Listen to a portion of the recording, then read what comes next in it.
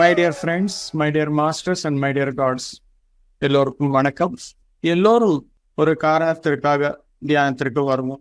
மிக முக்கியமான காரணம் என்ன அப்படின்னா, உடல்ல இருக்கும் நோய்கள் எல்லாமே குணப்படுத்துக்கிறதுக்காக மற்றும் மன அமைதிக்காக.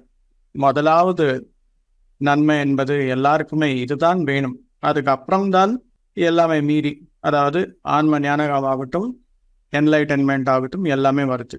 எதுக்காக முதல்ல எல்லாருக்குமே இதுதான் தேவை? டைரக்டா என்லைட்டன்மெண்ட்டுக்கு போகலாம் இல்லையா? டைரக்டா ஆன்ம ஞானம் பெறணும் அப்படின்ற விஷயம் நமக்கு இருக்கலாம் இல்லையா? இதுதான் முறை. முதல்ல கர்மா கிளியர் பண்ணாதான் ஆன்ம ஞானம் என்பது புரிய வருது. ஃபண்டமெண்டல் எனர்ஜி என்பது வருது, ஃபண்டமெண்டல் விஸ்டம் என்பது வருது. அதுக்கப்புறம் தான் ஆன்ம ஞானம் என்பது சொன்னாலும் கேட்டாலும் படித்தாலும் அது எல்லாமே புரிய வருது. ஒரு புத்தகத்துல இருக்கும் எழுத்துக்கள் எல்லாமே வெறும் படிச்சாக்கா பௌதிகமான ஞானத்துடன் அதனுடைய அர்த்தம் என்னன்னு புரியுதே தவிர அதுக்குள்ள இருக்கும் ஆன்ம ஞானம் என்பது புரிய வராது. எப்போது வரைக்கும் நம்ம உள்ளர்த்தம் தெரிஞ்சுக்காம இருக்கிறோமோ என்லைட்டன்மெண்ட் அப்படின்றது வராது. அதுக்காக எலிஜிபிலிட்டி முதல்ல என்ன அப்படின்னா, you have to clean your karma, clear your karma. Karma clear ஆகுது நமக்கு எதுவுமே புரியாது. இத கர்மா எப்படி கிளியர் ஆகும்? தியானம் செய்தால் எல்லாமே கர்மா எல்லாம் குணப்படுத்த முடியும் அப்படின்னு சொல்றாரு. எப்படி ஆகும் இது கர்மா எல்லாமே கிளியர் அப்படின்னா?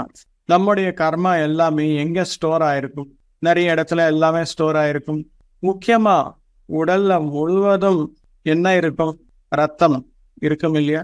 அந்த பிளட் சர்க்குலேஷன் அப்படின்றது எல்லா இடத்துலையுமே அந்த சர்க்குலேட் ஆக்கிட்டே இருக்கும் இல்லையா?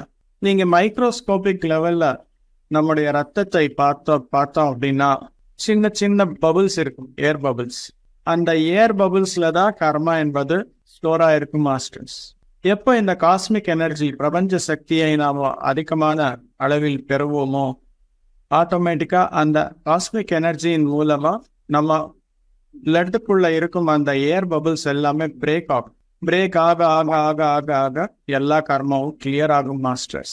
இது எப்படி அப்படின்னா, சில நேரம் பார்த்தீங்க அப்படின்னா ஹெட் எல்லாமே வெயிட்டா இருக்கும் தியானம் பண்ணவும். சில நேரம் பார்த்தோம் அப்படின்னா உடல் எல்லாமே வெயிட்டான மாதிரி இருக்கும். சில நேரங்கள்ல சில இடங்கள்ல எல்லாமே பெயின்ஃபுல்லா இருக்கும்.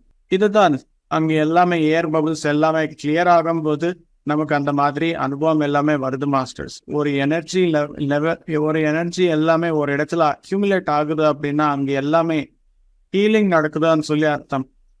ஹீலிங் அப்படின்னா எந்த லெவல்ல ஹீலிங் நடக்கும்? கர்மா எல்லாமே கிளியர் ஆகுற நேரத்துல அந்த மாதிரி அனுபவம் எல்லாமே வருது மாஸ்டர்ஸ். ஸோ ஒரு நேரம் வந்ததுக்கு அப்புறம் பிசிக்கலா நமக்கு இருக்கும் அனைத்து நோய்களும் கிளியர் ஆகும். அடுத்த விஷயம் என்ன? ஞானாக்னி தக்த கர்மானம் அப்படின்னு சொல்லியிருக்காங்க. ஆல்ரெடி நமக்கு உடல்ல இருக்கிற நோய்கள் எல்லாமே ஃபர்ஸ்ட் லெவல்ல கிளியர் ஆகும். 2வது லெவல்ல ஞானாக்னி கர்ம தக்தானம், அதிகமான ஆன்ம ஞானம் என்பது பெறுவோம் அப்படின்னா அந்த ஞானத்தின் மூலம் திரும்பி கெட்ட கர்மா நம்ம பண்ண மாட்டோம். இருக்கிற கர்மாவை எப்படி கிளியர் பண்ணிக்கணும் அப்படின்ற விஷயம் நம்மளுக்கு புரிய வருது. எந்த வகையான ஞானம்? ஆன்ம ஞானம். ஆன்ம ஞானம் என்பது என்ன? ஆன்மாவின் பயணம் முழுவதும் தெரிஞ்சுக்கிறது தான் ஆன்ம ஞானம். போன பிறவில இது எல்லாமே பண்ணிருக்கேன், அதற்காக தான் இந்த சூழ்நிலை வந்துட்டு, இந்த சூழ்நிலையிலிருந்து தாண்டணும் அப்படின்னா நான் எப்படி பிஹேவ் பண்ணணும், எந்த வகையான ரெஸ்பான்ஸ் கொடுக்கணும். நான் போன பிறவில யாருக்குமே அன்னதானம் பண்ணல, இந்த பிறவில அன்னதானம் பண்றதுக்காகவே வந்திருக்கிறேன். போன பிறவில யாருக்குமே தியான பிரச்சாரம் பண்ணல, எனக்கிட்ட இருக்கிற ஞானத்தை யாருக்கிட்டையும் பகிர்ந்துக்கல, இந்த பிரிவில அதற்காகவே வந்திருக்கிறேன். போன பிரிவில எந்த சர்வீசஸும் நான் பண்ணல, இந்த பிரிவில ஒரு புக்கு டிரான்ஸ்லேட் பண்றதாகட்டும், ஒரு புக்கு எழுதுறதாகட்டும், 4 பேருக்கு தியானம் சொல்லி கொடுக்கறதாகட்டும், இந்த வகையான சர்வீசஸ் எல்லாமே நான் பண்றதுக்காகவே வந்திருக்கிறேன் அப்படின்னு சொல்லி தெரிஞ்சுக்கிறது தான் ஆன்ம ஞானம். இந்த வகையான ஆன்ம ஞானம் வந்தாக்கா நம்ம என்ன செய்யணுமோ அது மட்டுமே செய்கிறோம். நல்ல கர்மா மட்டுமே செய்கிறோம், கெட்ட கர்மா எதுவுமே செய்ய மாட்டோம். எப்போ நல்ல கர்மாவை மட்டுமே செய்கிறோமோ ஆட்டோமேட்டிக்கா பேலன்ஸ்னஸ் அப்படின்றது வருது. இதுக்கு எல்லாமே மூல காரணம், the base of all these things எது அப்படின்னா மெடிடேஷன். தியானம் பண்ணாக்கா ஃபர்ஸ்ட் லெவல் கர்மா எல்லாமே கிளியர் ஆகும். 2வது லெவல்ல இருக்கிற சூழ்நிலைகளுக்கு காரணங்கள் எல்லாமே தெரிந்து வரும். அது எல்லாமே தெரிஞ்சுக்கிட்டு நடைமுறைப்படுத்தாக்க 3வது லெவலுக்கு போறோம் மாஸ்டர்ஸ். அந்த 3வது நிலை என்ன அப்படின்னா என்லைட்டன்மெண்ட். என்லைட்டன்மெண்ட் அப்படின்னா என்ன அப்படின்னா ஆனந்த நிலை. எப்பவுமே will be keep on giving. யாராச்சும் கொடுத்தா எடுத்துக்கிறோம், பட் யாரும் கொடுக்கலையா அப்படின்ற ஒரு துன்பம் என்பது நமக்கு இருக்காது. will be always in the state of giving. will be always in the state of happiness and bliss. will be always in the state of providing the services to all the living beings and to the planet. அந்த மாதிரி யாரெல்லாம் இருப்பார்களோ அவர்தான் enlightened masters அப்படின்னு சொல்லப்படுகிறது. கர்மா எல்லாமே clear ஆகாம, ஆன்ம ஞானம் எல்லாமே பெற முடியாம என்லைட்டன்மெண்ட் நிலைக்கு வரணும் அப்படின்னா சாத்தியமே இல்லை மாஸ்டர். அதானதுக்கு அப்புறம் கொஞ்சம் சீக்கிரமா இந்த கர்மா எல்லாமே கிளியர் பண்ணி ஆன்ம ஞானம் எல்லாமே சீக்கிரமா பெறணும் அப்படின்னா எங்க பெறுவது? நான் தியானம் பண்ணாக்கா 1 மணி நேரம் உட்காரவே முடியாது. ஏன்னா அவ்வளோ எனர்ஜி வராது. இனி எப்படி நான் முன்னேற்றம் என்பது அடையாது? அதற்காகவே தியான யக்னங்களுக்கு போய் தியானம் என்பது செய்யணும். நூற்றுக்கணக்கான தியானிகள் எல்லாருமே உட்கார்ந்து கூட்டு தியானம் செய்யும் போது அபாரமான காஸ்மிக் எனர்ஜி என்பது பிரவாகம் வரும்.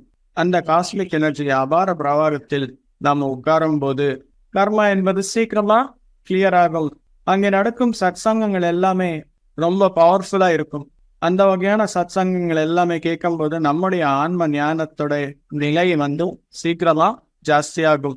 இந்த விஷயங்கள் எல்லாமே கேட்கும் போது you will be in the state of enlightenment. அங்கே அது தியான யக்னத்துடைய சிறப்பு, மை டியர் மாஸ்டர். ஸோ எல்லோரும் தியான யக்னத்திற்கு ஆகஸ்ட் 31 2024 நடக்கும் இந்த யக்னத்திற்கு எல்லோரும் வரணும் அப்படின்னு சொல்லி கேட்டுக்கிறேன் மாஸ்டர்ஸ்.